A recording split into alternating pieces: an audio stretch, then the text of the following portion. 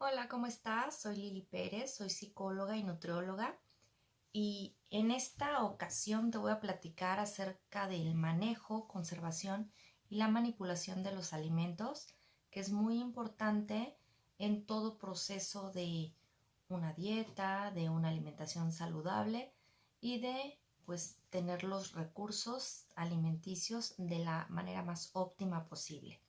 Bueno, dentro del temario que vamos a ver hoy es la importancia de la alimentación y la higiene alimentaria, deterioro y contaminación de algunos alimentos, enfermedades transmitidas por alimentos, prácticas correctas de envasado almacenamiento, correcta manipulación, control de plagas, análisis de peligros o puntos críticos y un poquito de normativa. Bueno, pues sí es importante conocer lo que es norma de higiene, no solamente para escuelas, empresas, sino también en nuestra propia casa, porque esto va a garantizar que conservemos nuestra salud de la mejor manera. En este momento que estoy grabando el video, estamos en el pico más alto de contaminación por COVID, o sea, de transmisión de la enfermedad.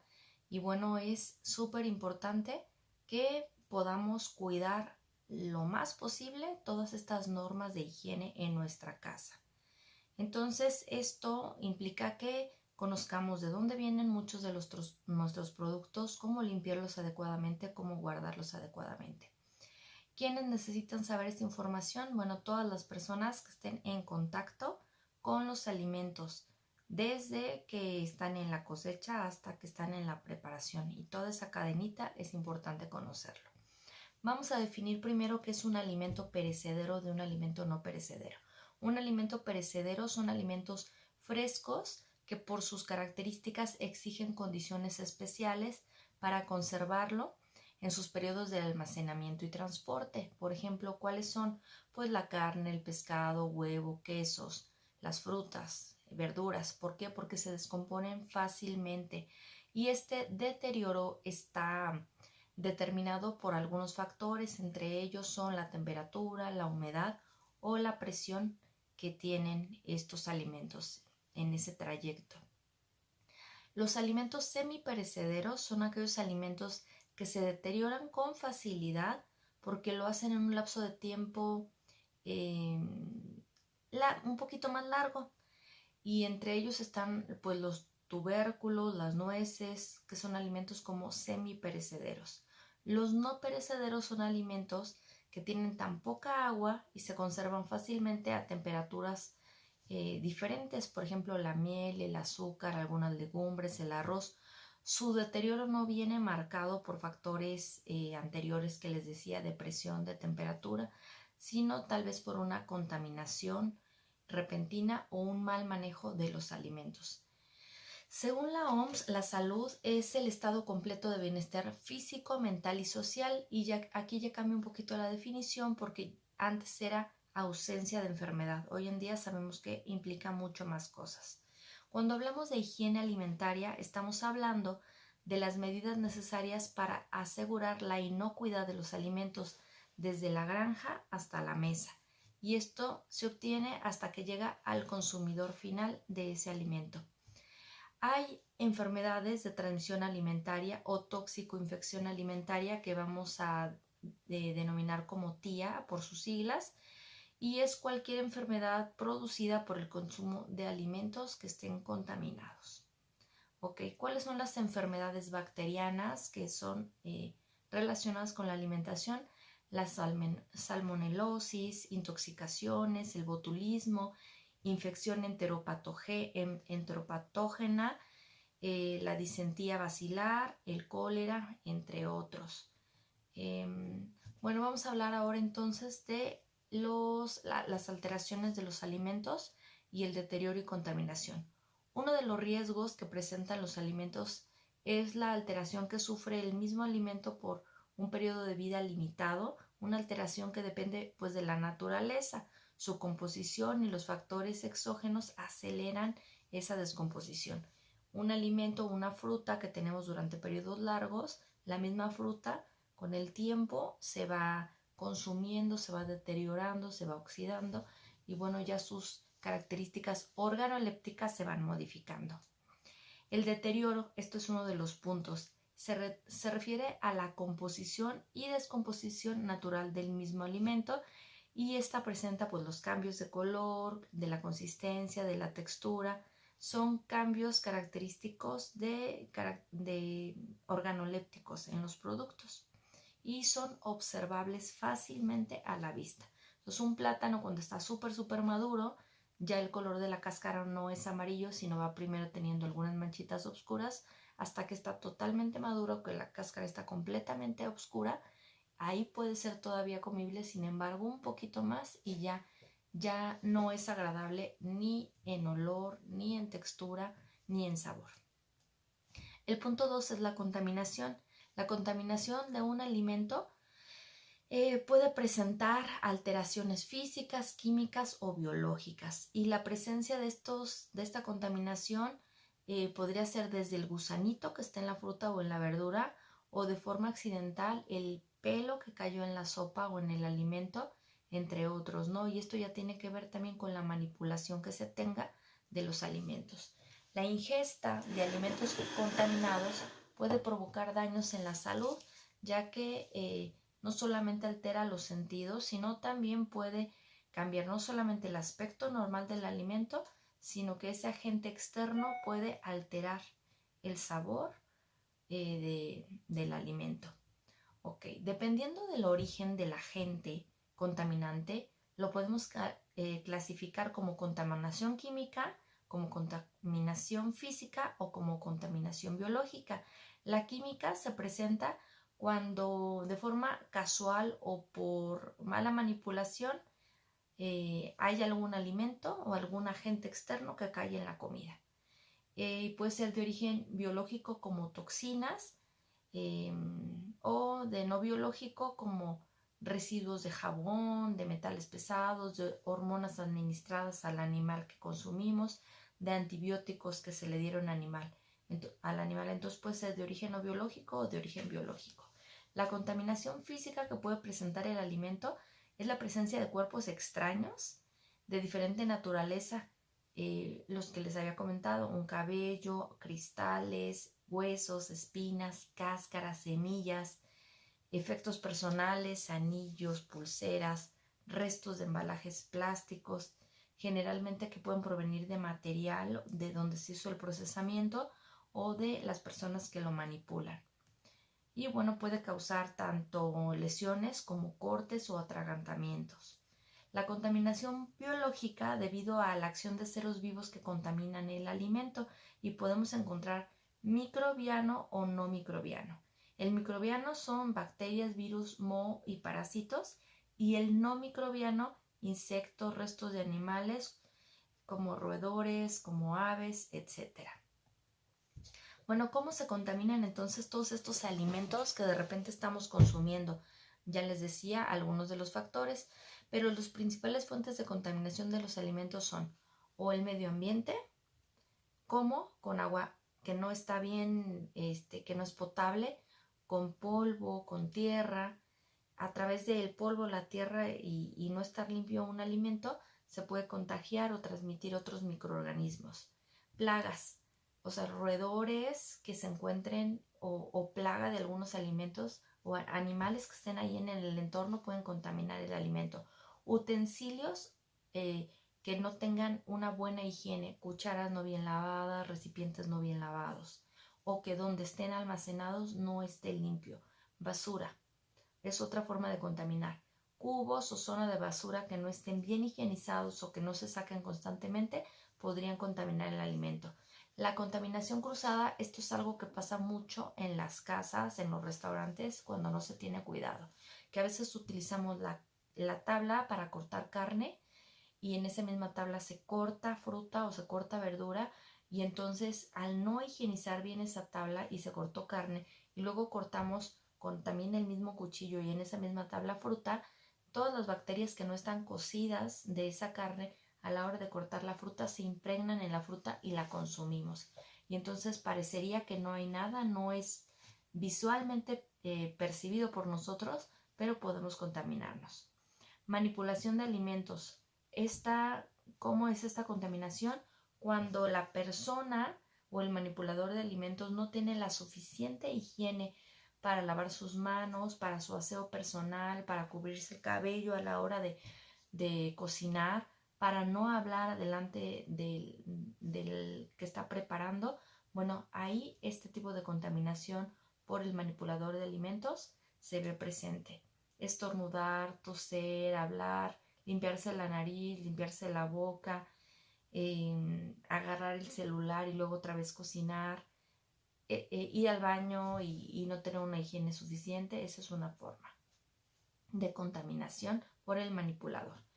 Hay factores que determinan que se alteren los alimentos y estos factores pueden acelerar la producción de bacterias o microorganismos o alentarla. Entonces hay factores ambientales, está la acción microbiana, está la propia composición del alimento y hay enzimas y fermentos que pues intervienen en este deterioro. Vamos por factores ambientales. En factores ambientales vamos a conocer uno que es la humedad. Generalmente la humedad va a favorecer que los alimentos tengan una reproducción mayor de microbios o de ciertas enzimas. El oxígeno también favorece una contaminación microbiana, ya que muchos microorganismos utilizan oxígeno para vivir y otros que son muy peligrosos como el Clostridium o Botulinum necesitan ausencia de oxígeno. Pero aparte de ello, el oxígeno interacciona con los alimentos y oxida los nutrientes. Ustedes se han dado cuenta cómo las manzanas, cuando las cortamos, con el oxígeno se van poniendo obscuritas. Eso se llama pareamiento enzimático y es que se oxidó esa primera capita de la manzana. Esa capita oxidada ya perdió sus características o sus propiedades nutrimentales. La acidez del medio también es un factor que tiene que ver.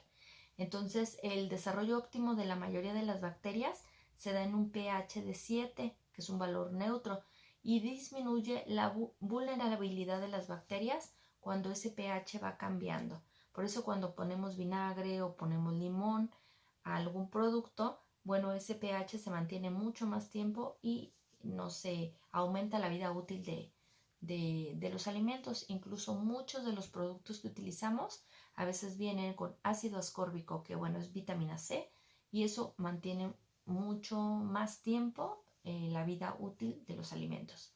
La luz también es un factor que interviene en el mantenimiento o no de ciertos alimentos. Mucha luz cambia las propiedades, el sabor y la consistencia. Ustedes dejen alimentos que son fritos o directos a los rayos del sol y se va a enranciar el alimento. Por eso muchos de los productos empaquetados vienen en películas de acero, o sea, es empaque metálico para evitar que el sol dañe el alimento o lo enrancie.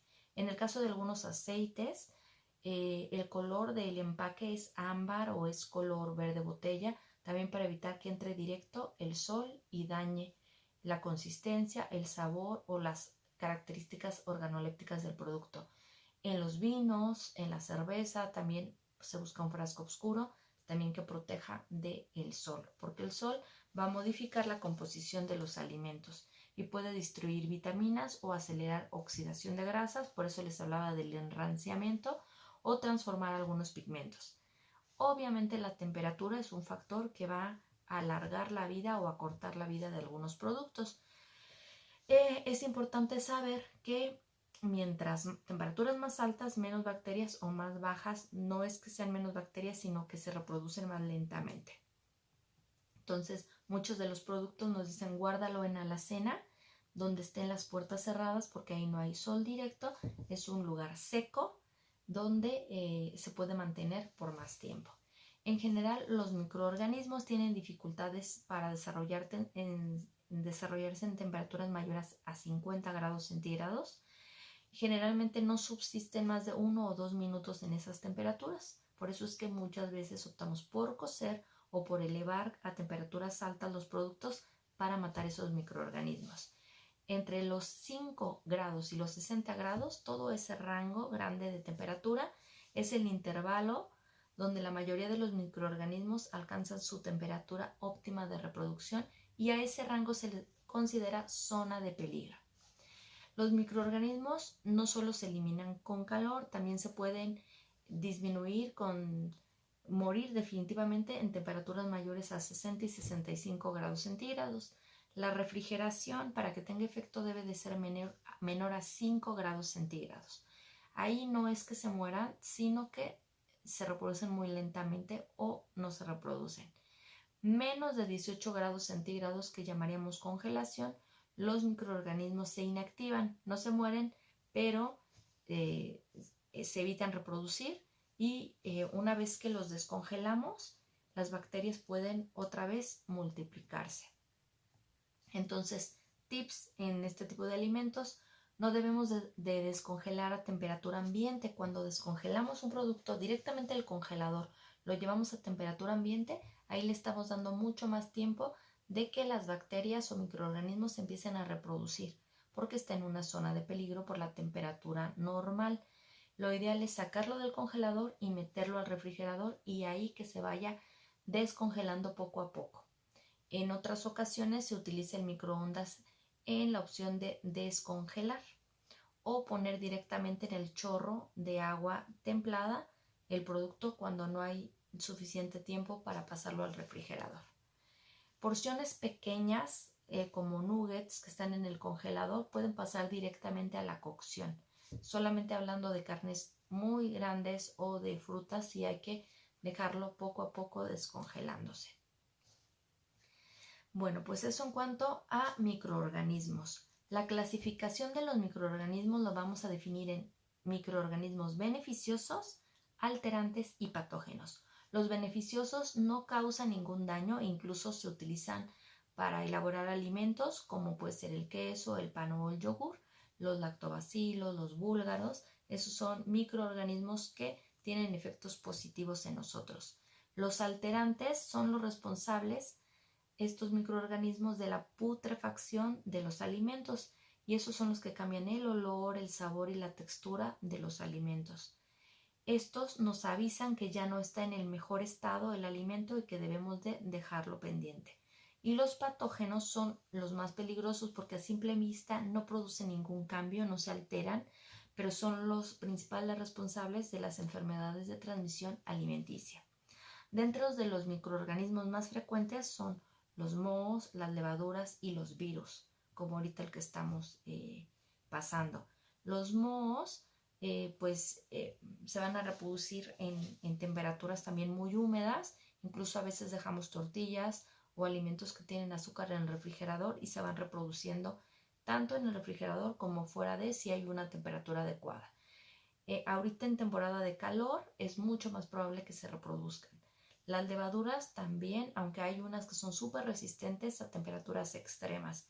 Y los virus son una especie de parásito de las células, pero ellas resisten una gama amplia de temperatura, desde los 7 hasta los 47 grados centígrados.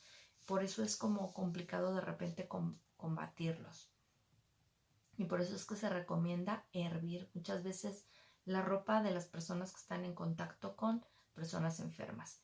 En el caso de las bacterias, son microorganismos que abarcan una mayor diversidad y pues algunas formas pueden ser metabólicas, y las condiciones óptimas de la espora se convierten en las bacterias gracias a que puede haber nutrientes o puede haber temperatura adecuada.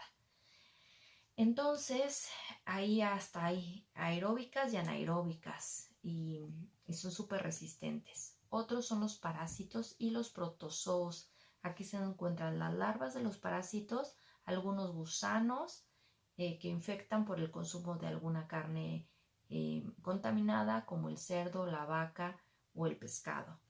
Y bueno, pues la propia composición del alimento a veces favorece o retarda la alteración de la cocción. Por ejemplo, hay productos que por su propia naturaleza son más predispuestos a que tengan estas posibles alteraciones, como son la mayonesa, los pescados y las carnes. Por ejemplo, la mayonesa, al hacerse con huevo y no tener algo que mate algunas bacterias, es más probable que enfermemos con consumos de mayonesa no higienizada. los pescados cuando se preparan crudos o las carnes cuando se preparan crudos. Bueno, ¿cuáles son las principales enfermedades transmitidas por los alimentos? Bueno, pues enfermedades por microorganismos, ¿cuáles son? Las intoxicaciones, las infecciones bacterianas, virus, mohos o levaduras. Enfermedades producidas por contaminantes ambientales o por toxicidad. Pero, ¿cuáles son estos alimentos como más peligrosos o susceptibles de contaminarse? La carne molida o picada, las carnes de aves, la leche también es de lo que más rápido se puede descomponer, pescados frescos, mariscos y moluscos, los productos que estén crudos es más fácil de intoxicarse o de contaminarse, productos de bollería o pastelería porque tienen un consumo alto de azúcar que son alimento para estos microorganismos, las ensaladas que muchas veces son crudas, los huevos, y las temperaturas máximas de conservación de estos alimentos sería entre 4 grados centígrados y que no sobrepase las 24 horas en un periodo de conservación. O sea, una carne picada o un huevo preparado no debe pasar más de un día en consumirse. 2-3 días, pues ya es mucho más probable que esté contaminado. Bueno, formas de conservación, formas de envasado y almacenamiento de alimentos es lo que va a garantizar que todavía podamos extender más el tiempo útil y las propiedades organolépticas de los alimentos. Los métodos de conservación, pues esa es su función, ¿no? Impedir que se impregnen de tierra, de microorganismos, evitar contacto con insectos, frenar la multiplicación de gérmenes o productos tóxicos. La clasificación de estos métodos o mecanismos aplicados pueden ser métodos físicos que tienen que ver con temperatura, mucho frío o mucho calor, irradiación o aplicación de presiones muy altas. Esto va a ayudar. Métodos químicos como la salación, el curado, la acidificación, los ahumados. Estos son algunos de los métodos para conservar.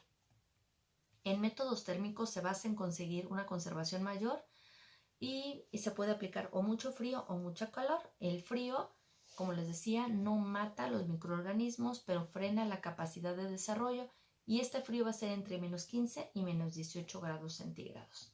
La refrigeración, que es como mantenerlo en nuestros propios refris en casa, va de 0 a 4 grados centígrados y tenemos que ordenarlos separados entre sí, los que están crudos, los que están cocinados, procurando que estén todos tapados en refrigerador. La congelación, el agua del alimento se congela a temperaturas menores a 0 grados centígrados y deja de estar disponible para los microorganismos, donde la temperatura ideal para congelación y mantener más tiempo es menos 18 grados centígrados. Ahí es donde en esta temperatura el alimento se conserva mucho más tiempo. Se debe congelar rápido para evitar que se cristalice la parte de agua del alimento y se debe descongelar lento dentro del refrigerador, como les decía. Cuando se trata de alimentos que son de congelación, hay que procurar que no se rompa la cadena de frío. Esto es, se congela el alimento, se supone que el transporte de donde lo congelan al centro comercial debe mantener la misma temperatura. Después lo almacenan en refrigeradores con la misma temperatura. Después nosotros no lo llevamos y tenemos que, de la manera más rápida posible, llevar al alimento a la misma temperatura o se rompe la cadena de frío. A veces vamos al súper y vamos a la carne congelada y luego hacemos todas las compras y todo ese tiempo que mantenemos el carrito dando vueltas por pasillos y que el producto es congelado, vamos a generar que se vaya descomponiendo o que se vaya reproduciendo bacterias que pudieran traer. Entonces, lo último que debemos de comprar son las carnes frías o lo que esté en quesos, en refrigeradores, pero sobre todo, obviamente, en congelados. Cuando ustedes vean un producto escarchado, que es escarchado, que parece que está froceado, o sea, puros hielitos en el centro comercial, ese producto no lo compre. ¿Qué quiere decir? Que ya se rompió la cadena de frío. Esto es que se descongeló y lo volvieron a congelar. Saben que al descongelarse se hace una capita de agua. Entonces esa capita de agua, cuando la vuelven a congelar, hace ese friseado en el alimento. Entonces esos son productos que no se recomiendan. En cuanto a temperatura, conservación por calor, está la pasteurización. la esterilización, la cocción y la uperización, entre otros. Pasteurización es llevar a temperaturas inferiores a los 100 grados centígrados al alimento, y eso destruye el alimento y luego subirlo, ¿ok? O sea, es bajar temperatura y subir la temperatura de manera muy rápida para matar esos microorganismos. Esterilización es introducir previamente en envases bien herméticos y cerrados el producto o el alimento y someterlo a temperaturas superiores a 100 grados centígrados. ¿En qué hay en esto? Pues las conservas. Ahí está el alimento en un botecito bien cerrado y bien sellado, se mete a esas temperaturas, mata el producto, no entra aire, mata los microorganismos, y entonces ya hasta que nosotros lo abrimos es que se puede contaminar. Cocción, ¿qué es? Lo que hacemos en casa, hacer que ebullicione a 100 grados centígrados el producto y por lo tanto mueran los microorganismos. Pasteurización, pues se destruye el producto o el microorganismo con esas temperaturas tan rápidas. Entonces, bueno, ahora si hablamos como de humedad, ¿qué se conservan más? Pues los alimentos secos. Fíjense, una manzana fresca, ¿cuánto tiempo dura? Una semana, semana y media, máximo 2.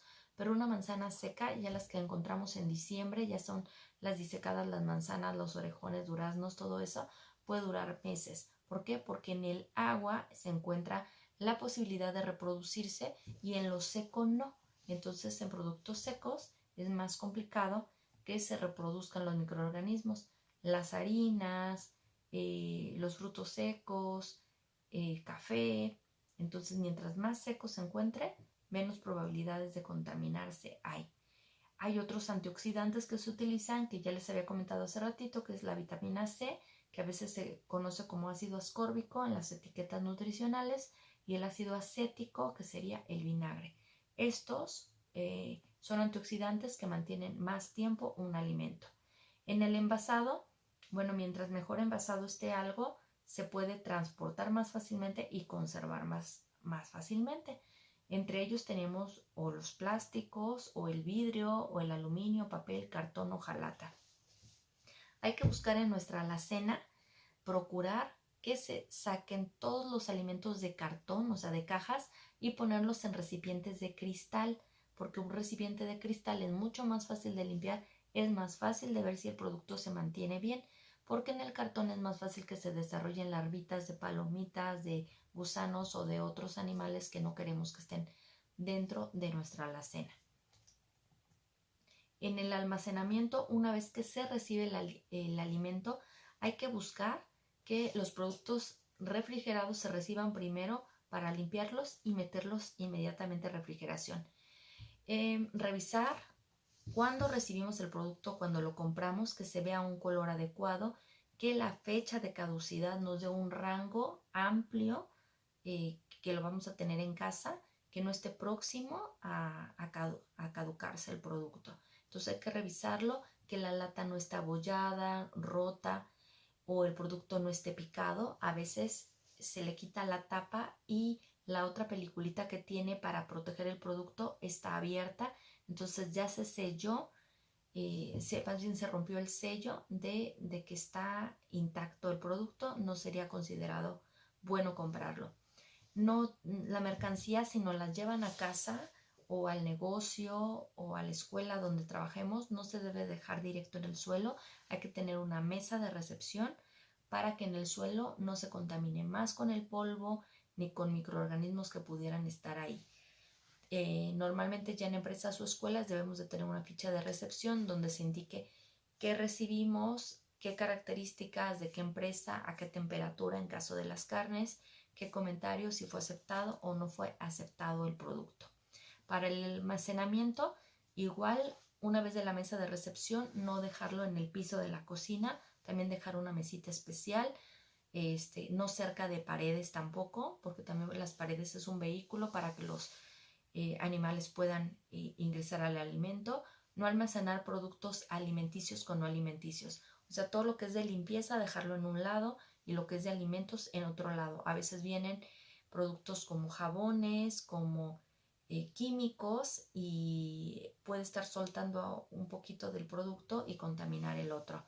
No sobrecargar los almacenes o el refrigerador de productos, porque en ese estar uno sobre otro y súper amontonado, el aire frío no circula adecuadamente y no mantiene la calidad óptima de temperatura.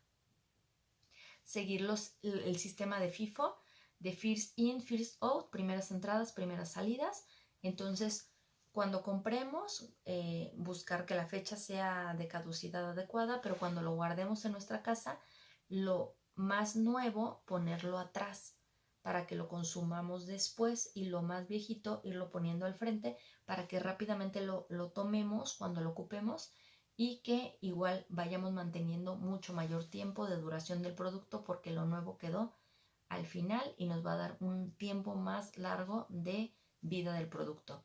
Controlar las temperaturas del refrigerador normalmente es algo que no hacemos. En temporada de frío hay que ajustarlo, en temporada de calor hay que ajustarlo. Si no ajustamos estas temperaturas, puede ser que en calor no sea lo suficientemente fresco para mantener el alimento, y en frío que hasta escarche nuestro producto. Entonces hay que revisar los requerimientos que nuestro refrigerador maneja para evitar que pasen situaciones así. Los alimentos en refrigerador todos deben de estar tapados, porque hay un aire que está circulando, y entonces si tú tienes una fruta o una ensalada y tú tienes una cebolla, puedes terminar comiéndote una manzana que te sepa a cebolla porque está circulando el alimento. No dejar alimentos cerca de la basura o alimentos no aptos cerca de otros alimentos que todavía no están descompuestos. Respetar, como les decía, fechas de caducidad, siguiendo el protocolo de retirada de estantería. Esto ya no está caduco, sacarlo. No reutilizar productos una vez caducados, ni mezclar productos nuevos con viejos. Ya tengo esto de avena, ya compré la nueva y lo vacío. No, me acabó esta, o lo pongo en un recipiente próximo para utilizar y lavo y lleno con la nueva. No mezclar embalajes sucios o en mal estado con los productos nuevos. Periódicamente hacer una revisión visual de cómo se encuentran. A veces no consumimos durante semanas o meses un producto y quedan pequeñas partículas o huevecillos de animales, y ya dentro del frasco está lleno de palomitas o lleno de gusanos. Entonces hay que revisar constantemente en nuestros frascos de alimento para revisar que estén en óptimas condiciones. ¿Ok? De preferencia, les decía, un etiquetado limpio en frascos bien sellado, donde se alcance a percibir los alimentos, o si no es de vidrio, puede ser un plástico, pero que también tenga un sellado hermético. Bien tapados, ¿ok? En el refrigerador nunca meter latas abiertas, porque puede propiciar otro tipo de enfermedades, entre ellas el botulismo. ¿Ok? Prácticas correctas de manipulación de los alimentos. El alimento esté sano de salud, y que obviamente lo esté tratando de la manera más adecuada, higiénica posible. Si la persona está enferma y está recibiendo y está manipulando el alimento, también no sería adecuado. Siempre en la manipulación de los alimentos tiene que ser higiene personal cuidada, que conserve salud la persona, hábitos de trabajo, uso de una bata exclusiva para la cocina, porque a veces vienen de la calle las personas que preparan alimentos, están en contacto con gente en el transporte público, está contaminada su ropa y llegan y preparan el alimento. Puede que traigan cubreboca, pero su ropa está contaminada. Entonces, una ropa de trabajo, una actitud adecuada, una buena higiene, uñas cortas, bien limpias antes de empezar. El cubrebocas no se habla durante esos procesos. Cofia, para cuidar que no se vaya cabellos al alimento. Aretes, anillos o pulseras fuera de, para que no se contamine. Evitar toser, fumar, tocar otros objetos, contestar el teléfono y regresar a cocinar. Son prácticas que hay que cuidar. Evitar tener o manipular con un cuchillo o cubiertos alimentos crudos de alimentos cocidos. Reducir la contaminación con, les decía, todas estas joyas. Nunca, nunca, nunca todas las actividades que puedan contaminar, como comer, fumar, mascar chicle o sujetar utensilios con la boca. ¿Agarro la cuchara mientras estoy haciendo otra cosa? Por supuesto que no. Usar pañuelos desechables, lavarse las manos, tocar los alimentos directamente con las manos es algo que debemos evitar. Hay que utilizar pinzas o algunos objetos para ir probando alimento y no regresar la cuchara al lugar. Tocarse o alisarse el cabello, peinarse, rascarse la piel, quitarse el sudor, son prácticas que debemos también de evitar. Ok, si hay alguien que tenga algún malestar físico y que esté en contacto con los alimentos, debe avisar a recepción o a dirección para poder ausentarse y que no se contamine el alimento. ¿Ok? La desinfección. Una cosa es la limpieza del hogar con agua y jabón y otra cosa es la desinfección de los productos, de los alimentos. Entonces es importante también, aparte del agua y jabón, desinfectar, que puede ser con vapor muy caliente o con elementos que no sean tóxicos, pero sí garanticen que se desinfecte el lugar. A veces visualmente se ve limpio, pero quedan bacterias y eso solamente desinfectándolo. ¿Ok? Barrer donde hay alimentos en seco, eso levanta muchísimo polvo y puede contaminar los alimentos, no es una práctica adecuada. Evitar telas como para estar limpio y limpio el producto. Entonces ya limpié ya limpié el otro con el mismo trapo, estamos contaminando, es mejor utilizar desechables. En el tema de contaminación no es adecuado, en el tema de higiene es necesario. ¿Ok? No hay que dejar que se sequen solos los platos o los cubiertos. Una vez lavados hay que secarlos, porque recordemos que el agua es un transmisor o un espacio muy necesario para las bacterias o los virus para reproducirse. ¿Ok? Entonces, en cuanto a control de plagas, todas las empresas, hospitales o escuelas deben de tener periódicamente una revisión y control de plagas que garantice que no se reproduzca porque podría ser un foco de contaminación. ¿Okay? Los alimentos que se almacenen en alacena deben de estar al menos 10 centímetros separados del suelo, nunca directamente ponerlos en el suelo. Es otra de las reglas permitidas. Revisar que también los estantes y el lugar estén en óptimas condiciones, tanto de limpieza como de mantenimiento, de estar revisando que no haya restos de roedores o de cucarachas o de huellitas de animales. Que debe haber hermetismo en la alacena y en lo que está dentro de la alacena y en el refri. ¿Ok? Y bueno, pues estas son como prácticas generales que es importante a la hora de mantener y cuidar. Ya a modo de resumen, ¿qué es importante? Sacar de las cajas, limpiar los productos, almacenarlos en alacena, en frascos o recipientes transparentes bien sellados, ordenados por granos, por pastas, así separando cada uno de los productos, que en esa alacena no esté directamente en el piso, lo que venga de calle, limpiarlo y guardarlo.